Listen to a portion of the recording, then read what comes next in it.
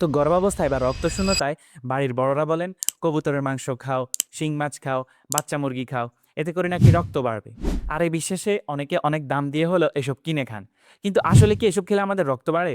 চলুন আজকে জানি আমাদের রক্তটা আসলে কিভাবে বাড়ে। তো শরীরের মধ্যে লোহিত রক্তকণিকা তৈরিতে মূলত তিনটা জিনিস লাগে: আয়রন, ভিটামিন বি 12 এবং ফোলেট। তো কবুতরের বা শিং মাছে এই উপাদানগুলো কি অস্বাভাবিকভাবে বেশি থাকে? উত্তর হচ্ছে না।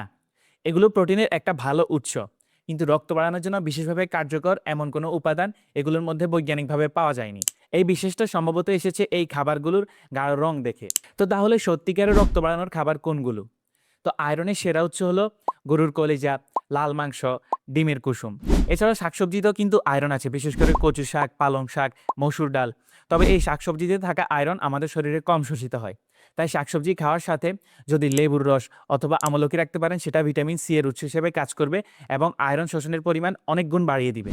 আরেকটা গুরুত্বপূর্ণ কথা, আয়রন সমৃদ্ধ খাবার খাওয়ার পরপরই চা কিংবা কফি খাওয়া যাবে না। কারণ চা কিংবা কফিতে থাকা ট্যানিন আমাদের আয়রন শোষণকে বাধা দেয়। চেষ্টা করবেন অন্তত 1 ঘন্টা গ্যাপ রাখতে। এছাড়া গর্ভাবস্থায় বা রক্তশূন্যতায় শুধু খাবারের আয়রন যথেষ্ট না হতে পারে। সেক্ষেত্রে অবশ্যই একজন ডাক্তারের পরামর্শে আয়রনের সাপ্লিমেন্ট নিতে হবে। তো সবাই অন্ধবিশ্বাস না মেনে বিজ্ঞান মেনে চলবেন। সুস্থ থাকবেন, সচেতন থাকবেন।